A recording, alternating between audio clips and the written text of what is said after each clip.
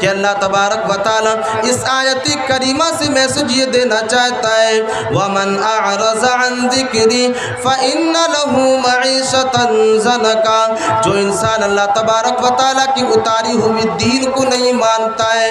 جو انسان اللہ تبارک و تعالیٰ کے قرآن کے اوپر ایمان نہیں لاتا ہے، یہی وہ انسان ہے جو انسان اللہ تبارک و تعالیٰ کی نصیحت کو ماننے سے انکار کر رہا ہے، یہی وہ انسان ہے جو اللہ تبارک و تعالیٰ کے ذکر سے اعراض کر رہا ہے۔ اور اللہ تبارک و تعالیٰ اسی انسان کی بارے میں اس آیت کریمہ کے اندر بیان کر رہا ہے کہ یہی وہ انسان ہے جس کی زندگی کو ہم دنیا کے اندر تنگ کر دیں گے۔ وَأَشْهَدُ أَنَّ مُحَمَّدًا عَبْدُهُ وَرَسُولُهُ أَمَّا بَعْدُ فَإِنَّ خَيْرَ الْحَدِيثِ كِتَابُ اللَّهِ وَخَيْرَ الْهَدْيِ هَدْيُ مُحَمَّدٍ صَلَّى اللَّهُ عَلَيْهِ وَسَلَّمَ وَشَرَّ الْأُمُورِ مُحْدَثَاتُهَا وَكُلُّ مُحْدَثَةٍ بِدْعَةٌ وَكُلُّ بِدْعَةٍ ضَلَالَةٌ وَكُلُّ ضَلَالَةٍ فِي النَّارِ۔ أعوذ بالله من الشيطان الرجيم، بسم الله الرحمن الرحيم۔ ومن أعرض عن ذكري فإن له معيشة ضنكا ونحشره يوم القيامة أعمى قال رب لم حشرتني أعمى وقد كنت بصيرا قال كذلك أتتك آياتنا فنسيتها وكذلك اليوم تنسى رب اشرح لي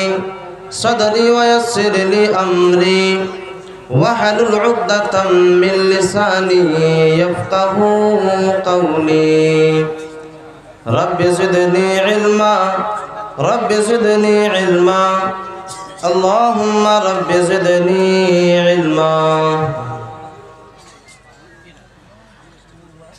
دل سکون پاتا ہے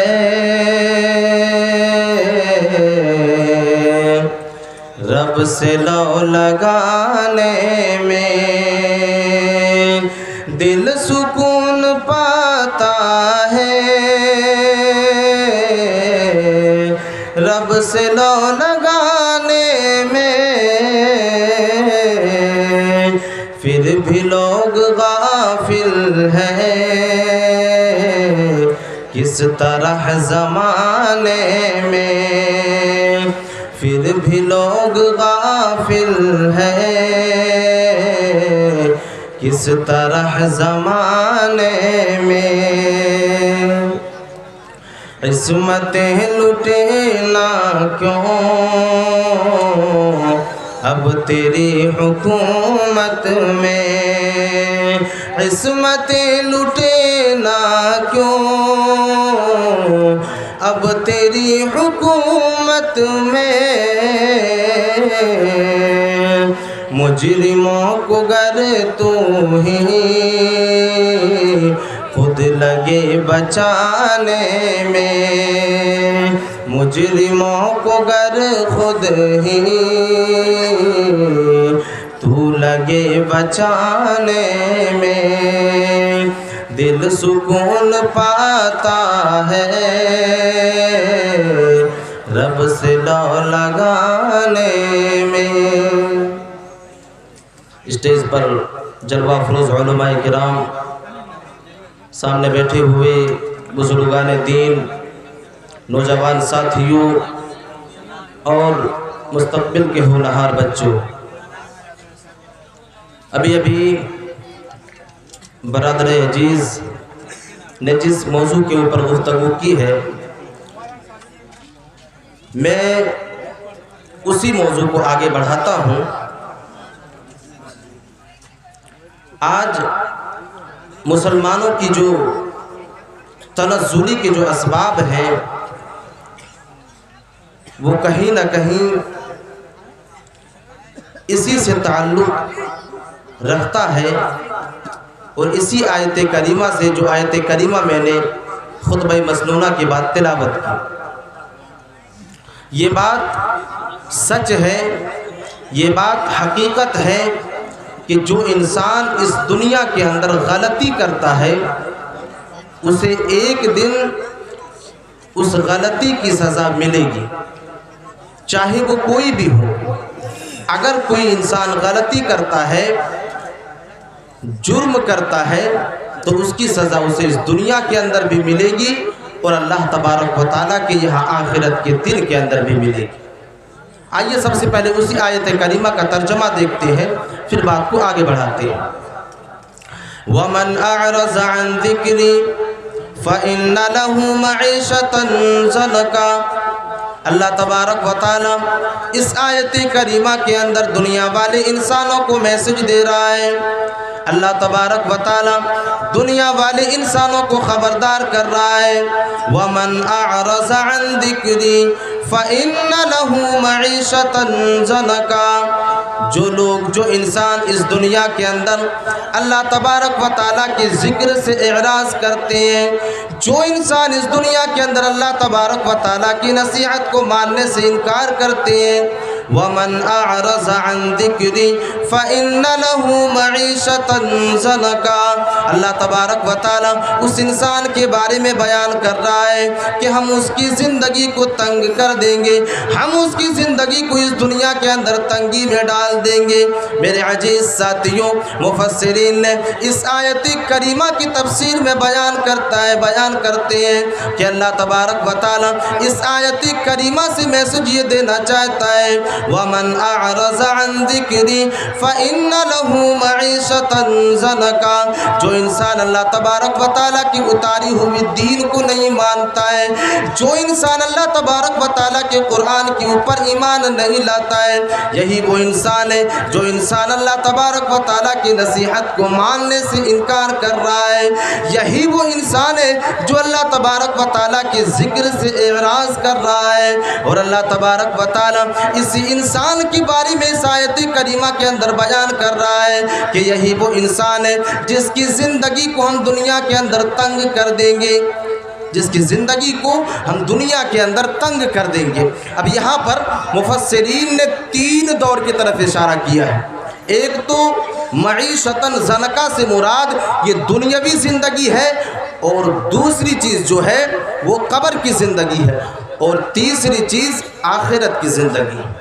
میرے عزیز ساتھیوں، اللہ تبارک و تعالیٰ اس آیت کریمہ کے اندر بیان کر رہا ہے کہ ہم اس کی زندگی کو اس دنیا کے اندر تنگ کر دیں گے۔ مراد یہ ہے کہ ایک انسان کے پاس دولتیں ہوگی، ایک انسان کے پاس مال و دولت کی ریل پیل ہوگی، ایک انسان کے پاس رسوخوں والی زندگی ہوگی، ایک انسان کے پاس رئیسی والی زندگی ہوگی، مالداری ہوگی، لیکن اس کی زندگی کے اندر سکون نام کی کوئی چیز نہیں ہوگی۔ میرے عزیز ساتھیوں، ذرا اپنے سماج اور معاشرے کا اندازہ لگائیں، کتنے سے انسان آپ کو سماج اور معاشرے کے اندر ملیں گے جس کے پاس دولتوں کے انبار موجود ہیں، جس کے پاس مال اور دولت کی ریل پیل ہے، لیکن اس کی زندگی کے اندر تنگی پائی جاتی ہے، اس کی زندگی کے اندر سکون نام کی کوئی چیز ہی نہیں ہے۔ میرے عزیز ساتھیوں، وہ انسان رات کے وقت کھانا کھا کر کے جب بستر کے اوپر جاتا ہے تو نیند کے لیے نیند کی گولیاں کھانی پڑتی ہیں۔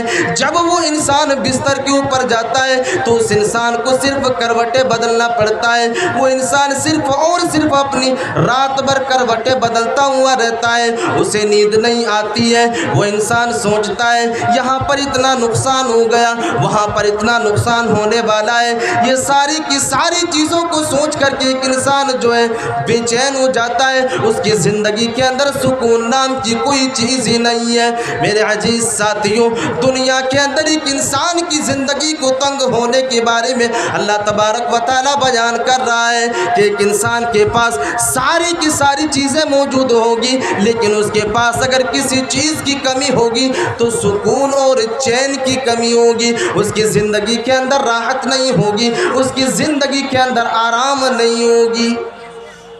اللہ تبارک و تعالیٰ نے معیشتاً زنکا سے یہاں پر اس چیز کی طرف اشارہ کیا ہے۔ مفسرین نے واضح کیا ہے کہ دنیا کے اندر ایک انسان اس طرح پریشان ہوگا کہ اس کی زندگی جو ہے تنگ نظر آئے گی۔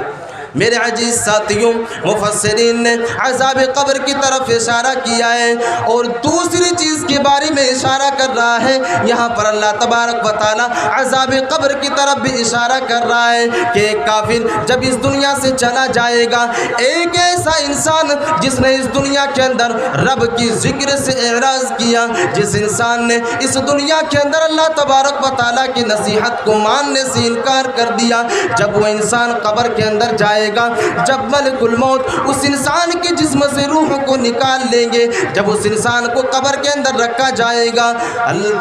فرماتے ہیں مفسرین لکھتے ہیں کہ اس انسان کو جو ہے عذاب قبر ہونے والی ہے۔ مفسرین نے اس بات کی طرف اشارہ کیا ہے۔ حضرت ابو ہریرہ رضی اللہ تعالی عنہ ایک حدیث کے اندر بیان کرتے ہیں کہ اللہ کے نبی صلی اللہ علیہ وسلم نے فرمایا کہ جب ایک انسان قبر کے اندر جائے گا، جب ایک کافر قبر کے اندر جائے گا، جب فیصلہ ہو جائے گا، اس کے لیے جہنم کے دروازے کھول دیے جائیں گے، اس کے لیے جہنم کے دروازوں کو کھول دیا جائے گا، اور اس کے قبر کے اندر 99 سانپ کو مسلط کر دیا جائے گا، اور اس 99 سانپ میں سے ایک سانپ کے 99 فن ہوں گے، اور اسی فن سے تا قیامت اس انسان کے اوپر جو ہے اس فن سے عذاب کو برساتا رہے گا، اس کے اوپر جو ہے کوڑے کو اس کے اوپر عذاب کو برساتا رہے گا۔ میرے عزیز ساتھیوں، صحابہ کرام حضرت ابو ہریرہ رضی اللہ تعالی عنہ عذاب قبر کی طرف اشارہ کر رہے ہیں، اور مفسرین نے اس آیت کریمہ کی تفسیر میں بیان کرتے ہیں کہ اللہ تبارک و تعالی نے اسی عذاب قبر کی طرف اشارہ کیا ہے، اسی عذاب قبر کی طرف اشارہ کیا ہے، اسی عذاب قبر کی طرف مفسرین نے اشارہ کیا ہے کہ معیشتاً زنکا سے مراد عذاب قبر بھی ہے۔ اور تیسری چیز آخرت بھی ہے۔ یہاں پر جب ایک انسان آخرت کے اندر جب ایک انسان کا فیصلہ ہوگا، قیامت کے دن جب اللہ تبارک و تعالی عدالت کی کرسی پر بیٹھے گا، جب ایک انسان کا انصاف ہوگا، اللہ تبارک و تعالی اس کے گناہوں کے اوپر جب اس کی پکڑ کرے گا، اس انسان کا فیصلہ یہ ہوگا کہ اس انسان کو جہنم کے اندر داخل کر دیا جائے گا، اس انسان کو جہنم کے اندر داخل کر دیا جائے گا، اور جب اس انسان کو جہنم کے اندر داخل کیا جائے گا تو اس کے اوپر عذاب کو مسلط کیا جائے گا، آگ کے انگاروں کو اس کے اوپر مسلط کیا جائے گا، اور اس انسان کے لیے تھوہر جیسے کھانے کو پیش کیا جائے گا، کھولتے ہوئے پانی کو اس انسان کے لیے پیش کیا جائے گا، کھولتے ہوئے پانی کو اس انسان کے لیے پیش کیا جائے گا جو انسان جہنم کے اندر جائے گا۔ اس آیت کریمہ سے یہ بھی مراد ہے وَمَنْ أَعْرَضَ عَنْ ذِكْرِي فَإِنَّ لَهُ مَعِيشَةً ضَنْكًا، جو انسان رب کی ذکر سے اعراض کرتا ہے، جو انسان اللہ تبارک و تعالیٰ کی نصیحت سے انکار کرتا ہے، اس انسان کی زندگی کو اللہ تبارک و تعالیٰ تنگ کر دے گا اس دنیا کے اندر۔ اور اللہ تبارک و تعالیٰ نے عذاب قیامت کے بارے میں بھی اشارہ کر رہا ہے،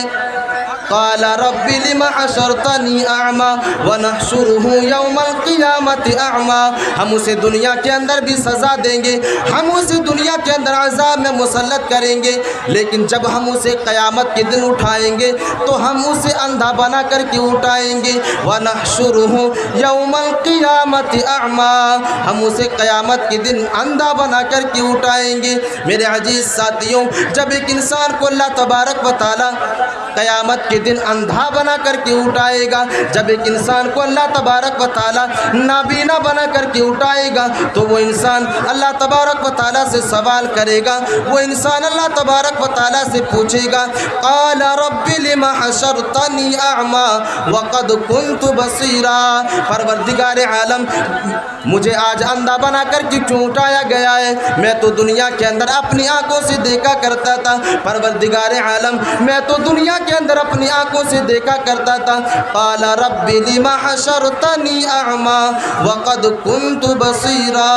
ہم تو دنیا کے اندر اپنی نظروں سے دیکھا کرتے تھے, آخر آج ہمیں اندھا بنا کر کیوں اٹھایا گیا ہے؟ اللہ تبارک و تعالی جواب دے رہا ہے, قال كذلك اتتك آیاتنا فنسیتها وكذلك اليوم تنسى. اللہ تبارک و تعالی اس انسان کو جواب دے گا کہ انسان, جب تمہارے سامنے ہماری آیتوں کو پیش کیا کرتے تھے, جب تمہارے سامنے ہماری آیتوں کو پیش کیا جاتا تھا, ہماری نشانیوں کو پیش کیا جاتا تھا, قال كذلك اتتك آیاتنا فنسیتها وكذلك اليوم تنسى. تو تم نے دنیا کے اندر ان آیتوں کو بھلا دیا تھا, اسی کی پاداش میں آج تمہیں بھی بھلا دیا گیا ہے. جس طرح تم نے دنیا کے اندر میری آیتوں کو بھلا دیا تھا, آج تمہیں بھی اسی طرح آج قیامت کے دن بھلا دیا گیا ہے. اسی کی پاداش میں آج تمہیں اندھا بنا کر کے اٹھایا گیا ہے. میرے عزیز ساتھیوں, مہمان خصوصی جو ہے وہ اسٹیج پر آ چکے ہیں. میں سمجھتا ہوں کہ ان کی موجودگی میں زیادہ کچھ گفتگو کرنا یہ تھوڑی سی بے ادبی ہوگی, اور آپ لوگ بھی پریشان ہیں. میں انہی چند باتوں کے ساتھ اپنی تقریر کو ختم کرتا ہوں اور اپنے مہمان مقرر کو اپنا وقت دیتا ہوں. اللہ تبارک و تعالیٰ سے آخر میں دعا کرتا ہوں کہ پروردگار عالم کہی ہوئی باتوں پر مجھے پھر سننے والے تمام سامعین کو اس کے اوپر عمل کرنے کی توفیق عطا فرمائے. اللہ تبارک و تعالیٰ ہم تمام کی حاضری کو قبول فرمائے اور ہمارے لیے ذریعہ نجات بنائے. آمین. وآخر دعوانا الحمدللہ رب العالمین والسلام علیکم ورحمۃ اللہ وبرکاتہ.